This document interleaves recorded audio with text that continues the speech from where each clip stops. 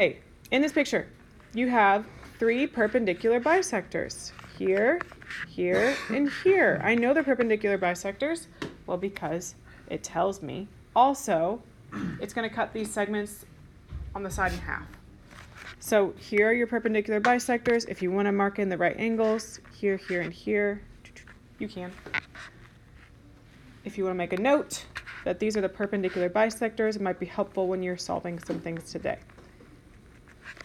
Those are perpendicular bisectors. All the perpendicular bisectors, all 3, meet at point G. So what special point? What's the name of that special little point? G. The circumcenter. So G is the circumcenter. All right.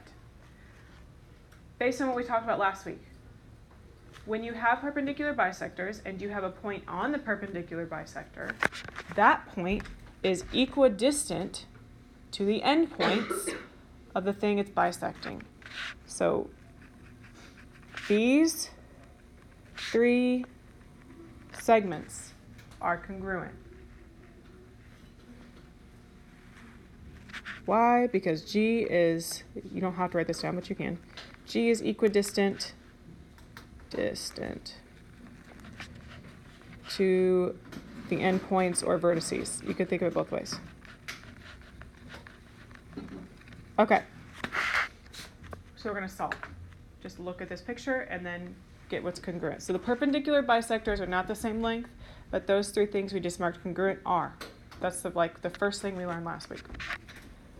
AG. You know that CG is 25. What does AG have to be? 25. They have to be the same. Because they're all 3 congruent. If you want to write it in your picture, you can. 25. CF. Okay. AC is cut in half by a perpendicular bisector. So AF is 24. What's CF? 24.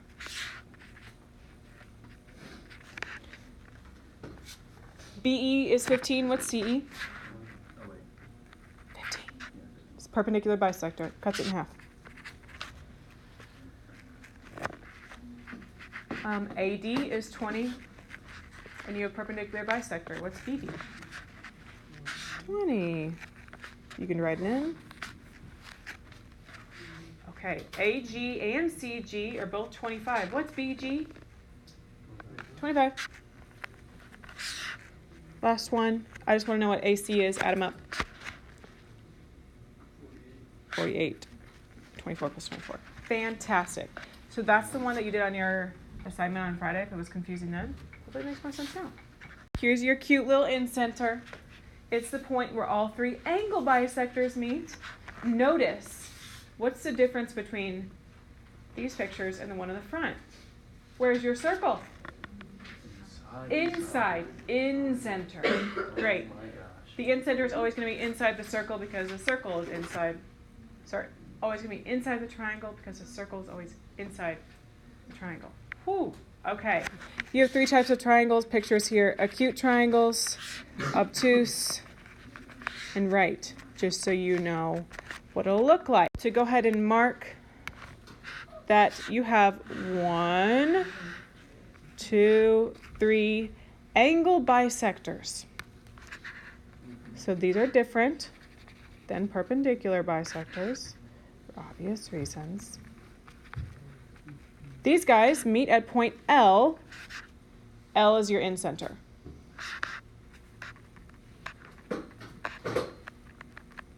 So if you were to draw a circle there, it'd be the center of the circle. Last week, we discussed when you have an angle bisector and you have a point L on the angle bisector, then that point is equidistant to the sides of the angle.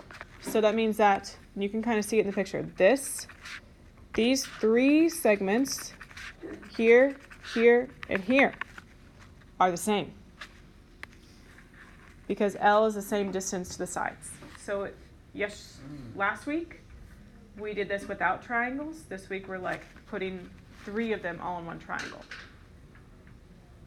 I'm asking you to find LK. Can't do that right now. But you can find LI. So we are going to focus in on this little triangle right here, which is a right triangle. I'm going to redraw it out to the side. We're going to use Pythagorean theorem, which we did a little bit last week, and we're going to do a lot this semester. You'll get better and better at it. Right now we have the side lengths 15 and 12, and we want to know what's this one, because that would be LI, just to be clear. And if we can find LI, we can find LK. We are using Pythagorean theorem, which says that a squared plus b squared equals c squared. We discussed last unit.